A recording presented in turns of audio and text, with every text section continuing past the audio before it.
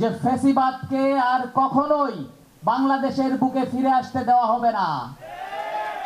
যে চেতনাকে ধারণ করে আমরা সকলে একত্রিত হয়ে ফ্যাসিস্ট হাসিনাকে বাংলাদেশ থেকে বিতাড়িত করেছি এবং একটি সংস্কারমূলক সহযোগিতামূলক বাংলাদেশ বিনির্মাণে আমরা একত্রিত হয়েছি। এই একত্রিতকে সামনে রেখে ইউনাইটেড পিপলস বাংলাদেশ আপ বাংলাদেশের জন্ম হয়েছে। চট্টগ্রামে অনুষ্ঠিত হলো জুলাই গণঅভ্যুত্থানের নেতৃত্বদানকারী সংগঠকদের রাজনৈতিক প্ল্যাটফর্ম ইউনাইটেড পিপলস বাংলাদেশ আপ বাংলাদেশ চট্টগ্রাম মহানগর কমিটির অভ্যর্থনা ও সুধী সমাবেশ। শনিবার ৬ সেপ্টেম্বর সন্ধ্যায় নগরীর কোতোয়ালি থানাধীন মেট্রোপল কমিউনিটি সেন্টারে আয়োজিত এই সমাবেশে সংগঠনের কেন্দ্রীয় ও স্থানীয় নেতাদের পাশাপাশি যোগ দেন বিভিন্ন শ্রেণী পেশার মানুষ। শহীদ ভাইদের রক্তের উপর দাঁড়িয়ে আরো অনেক দল গঠিত হয়েছিল। আপ বাংলাদেশ জুলাইয়ের চেতনা ধারণ করবে বলেই আপ বাংলাদেশ তার যাত্রা শুরু করেছে। মহান ৭১ যুদ্ধে যারা শহীদ হয়েছিলেন এবং পরবর্তী ২৪-এর আন্দোলনে যাদের আত্মত্যাগের বিনিময়ে আজকের এই নতুন বাংলাদেশ, সেই সাথে শহীদ স্মরণ করছি আহত গাজী ভাইদের।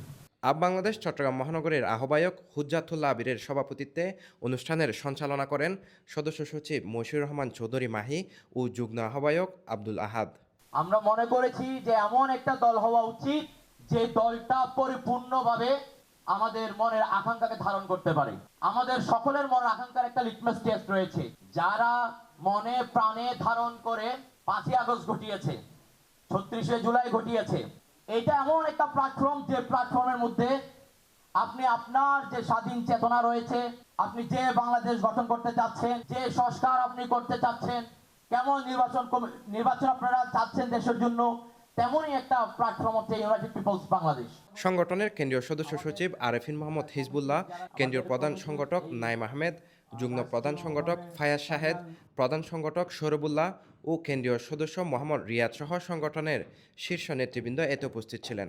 যে চট্টগ্রাম মহানগর শুধু নয়, সমগ্র চট্টগ্রাম হবে ফ্যাসিবাদ বিরোধী প্রতিরোধের দুর্গ। ইনশাআল্লাহ ইউনাইটেড পিপল বাংলাদেশ আপ বাংলাদেশের চট্টগ্রামের সকল নেতাকর্মী এটা প্রতিষ্ঠিত করবে যে ফ্যাসিবাদকে আর কখনোই বাংলাদেশের বুকে ফিরে আসতে দেওয়া হবে না। যে আপ বাংলাদেশের একটি দুর্বার ঘাঁটিতে পরিণত হবে চট্টগ্রাম।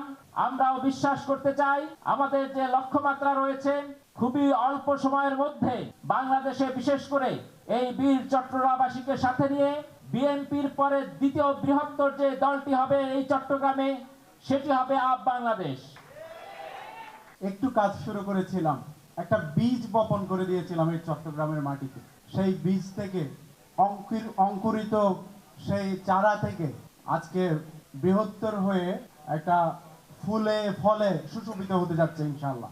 অনেকেই আপ বাংলাদেশের প্রতি প্রত্যাশা ব্যক্ত করেছেন। আমরা ঠিক জানি না কেমন আপ বাংলাদেশ আপনাদেরকে উপহার দিতে পারি, তবে একটা বিষয় বলতে পারি যে বাংলাদেশের মানুষ রাজনীতি বলতে যেটা বুঝতে চায় সেটা হলো দুইটা খেয়ে পরে ধর্মকর্ম কইরা বাইচা থাকা পরে মইরা যেতে চায়।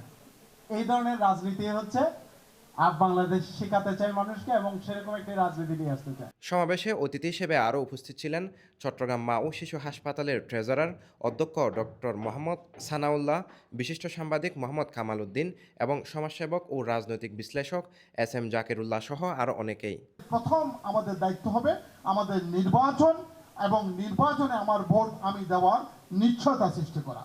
আজকে আমি যদি নতুনভাবে যদি কথা বলি, ফেয়ার নির্বাচন ব্যতীত বাংলাদেশে আর কোনো নির্বাচনের মাধ্যমে আমরা যদি এগিয়ে যাই তাহলে আপনাদের মতন যারা ছোট রাজনৈতিক দল আছেন তারা কিন্তু কখনো পরিপূর্ণভাবে সংসদে গিয়ে কাজ করতে পারবেন না।